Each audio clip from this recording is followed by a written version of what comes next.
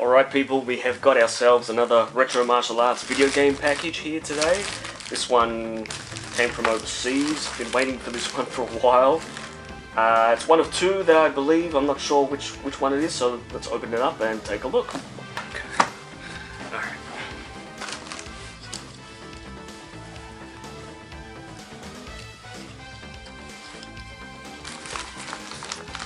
What have we got? Ooh, Vigilante. Vigilante from 1988, I think. Classic side-scrolling beat-em-up video game. Look at that. Cool. And the version that we have here is the Spectrum Cassette version. I personally owned this on the Sega Master System. I had it as an X rental, if I recall correctly. And then when I eventually... What happened to it? I lent it to a friend towards the end of high school and he never returned it. I even told him, just give me like $2 for it. Tight ass. Oh, man, some of these cheapskates that I went to school with, I tell you. Anyway, so I didn't end up buying the Sega Master System version again because I thought the artwork was just... Well, yeah, this is what the artwork looked like. Just, the character looks like an idiot. I don't know what it is with this game. It didn't matter what version you looked at, the artwork was terrible. Well, look, the artwork wasn't very good. Maybe not terrible. This cover, I think, was the best of the group, of the bunch. And why? Because I think it portrays the girlfriend that's been kidnapped that you have to rescue, and your character there beating up the punks that you fight in the game. But on closer inspection, when you have a look at this cover, it's very cheesy, and it's a lot of stupidity going on in this thing as well. Like, for instance, our main character here doing a jump kick while obviously up on some scaffolding high above the city. You know, the models that were used for the painting. Now, it's a great painting, just a stupid looking picture. You have a look. Like, look at this guy. Look at this guy. Where are we? Look at this guy. Yeah. Some of the ridiculous looks on some of the faces of these bad guys, right? Look at him. I mean, look at him. And even have a look at the girlfriend as well. Is it just me, or does she have like a bit of a bulge going in her pants? I don't know, maybe I'm looking a little bit too closely.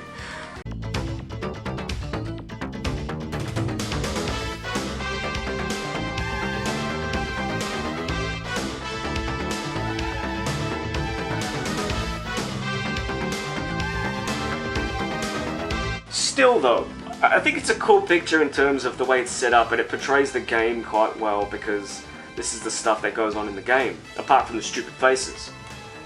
Now, another thing to point out is, I don't know what the reason behind it is. I guess the artist that was commissioned to paint this picture didn't really know what the hero looked like. So what he's done is, seeing as the game is called Vigilante, he's put a red beret on the guy. Does he have... oh, he's got it... On his t-shirt it says Vigilante as well, just in case you didn't know. So, the red beret, I didn't know what was the deal with that. There's another game, as I was searching for this, called Subway Vigilante, which appeared on, I think, the Amiga systems and things like that. And the guy has a red... he's wearing a red beret again. So I'm like, what's up with the red beret? Turns out that, I think in the 70s in New York, there was a vigilante group called the Guardian Angels. So I'm not sure if they're still around or what the deal is with that, like, you know, vigilante groups. And one part of their uniform was the red beret. I think I saw something similar to this in the 1987 film. It might have not been 1987, I'm not sure, but the movie They Still Call Me Bruce, the comedy martial arts film, They Still Call Me Bruce.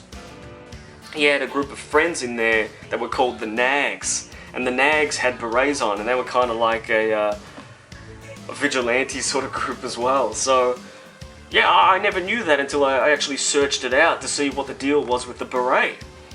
Anyways, so enough of the history behind that. Let's open it up and take a look, and hopefully, bit of a clunk there. Let's hope that this is in a good condition. This was a bit of a pain in the ass to get because the seller that was selling this, let's just say, well, thanks for nothing. Yeah, you buy from some good sellers, and then there's some sellers that just, well, you know what? I can't buy it from anyone else, so I'm just gonna have to get it from you. I'd rather not give you $1, but anyway. So let's open this up. Let's take a look. It's a nice shape here. Nice obscure sort of shape. It's like a cassette case, but not quite. It's a bit hard to open. I'm scared that I'm gonna snap it. And we don't want to snap it after all the effort we went through to get this. So.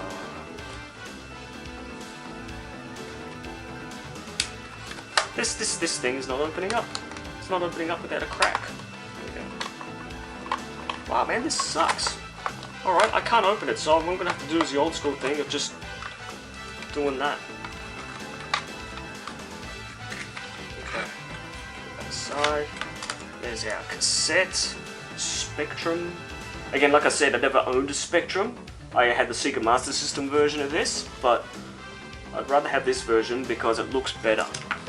Sorry, Paul, put that on your face there. Cop that, Stanley. Why was this open? Whatever, doesn't matter. It's still in good condition, so I don't want to crack it now, after all these years. I'm going to put this aside. And there's our artwork. Look at that.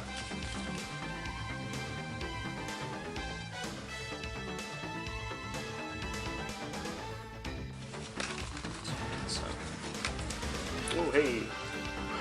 New York, 1994. The future. The future. Cool.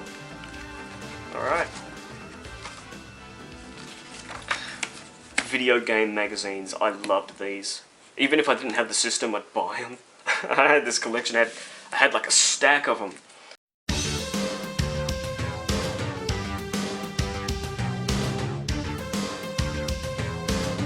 Quite happy with that. That's a nice looking piece of retro martial arts video game history.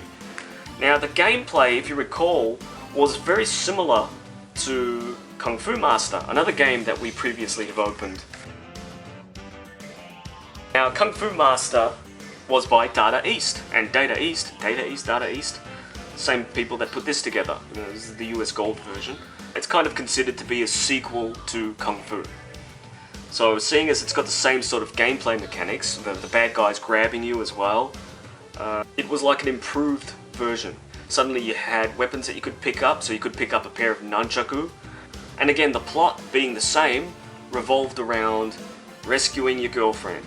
Something that was common practice in martial arts video games in the 80s.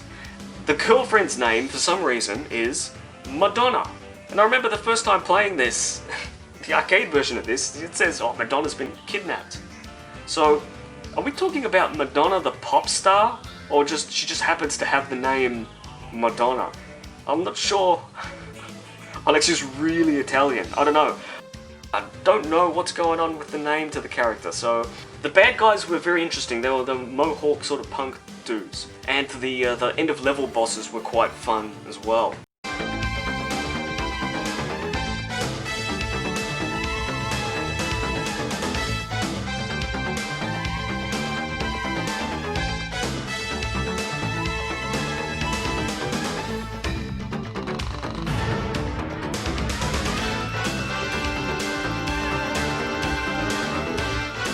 Yeah, like, well, the first time that I'd played this game, first time that I encountered it, was when it replaced the Shinobi cabinet, my prized Shinobi cabinet, in my local fish and chips shop.